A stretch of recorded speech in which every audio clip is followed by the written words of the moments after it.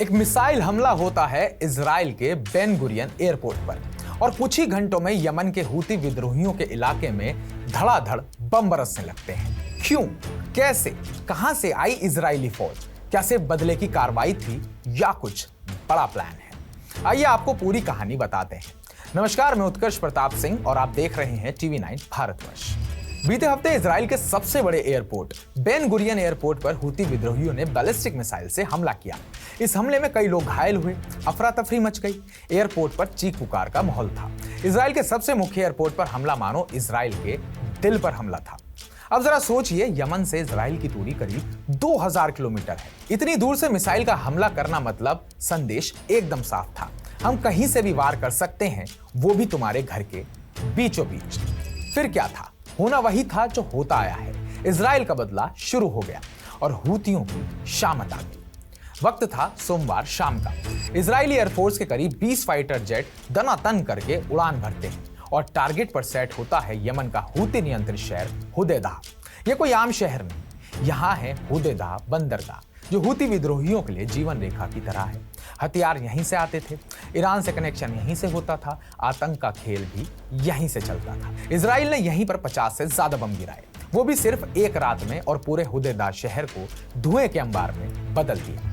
इस Israeli mission की ताकत का अंदाजा इसी बात से लगाया जा सकता था कि इस पूरे ऑपरेशन को एक बड़े लेवल पर किया गया।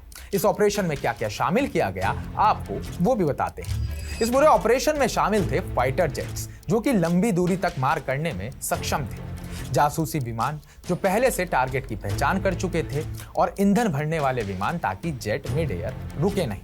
और सबसे खास, इजराइल के प्रधानमंत्री नेतन्याहू खुद इस मिशन को कंट्रोल रूम से देख रहे थे।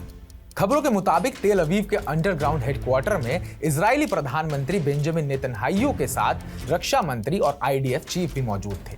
पूरा इजरायली टॉप ऑर्डर एक साथ एक जगह, मतलब बिल्कुल साफ था। यह सिर्फ बदला नहीं था, यह प्लान था और एक मेगा ऑपरेशन था। अब अगला बड़ा सवाल उठता है कि हुदैदा को ही टारगेट क्यों बनाया गया? तो इसका सिंपल सा जवाब है, आईडीएफ का कहना है हुदैदा बंदरगाह का इस्तेमाल हूती विद्रोही ईरानी हथियारों की सप्लाई के लिए करते थे। यहीं से मिसाइल, ड्रोन और आतंक की योजना बनाई जाती थी। सिर्फ बंदरगाह ही नहीं, पास की एक बाजिल कंक्रीट फैक्ट्री को भी उड़ाया गया है। आईडीएफ के मुताबिक इस फैक्ट्री का इस्तेमाल सुरंगें बनाने और मिलिट्री इंफ्रास्ट्रक्चर तैयार करने के लिए किया जाता था।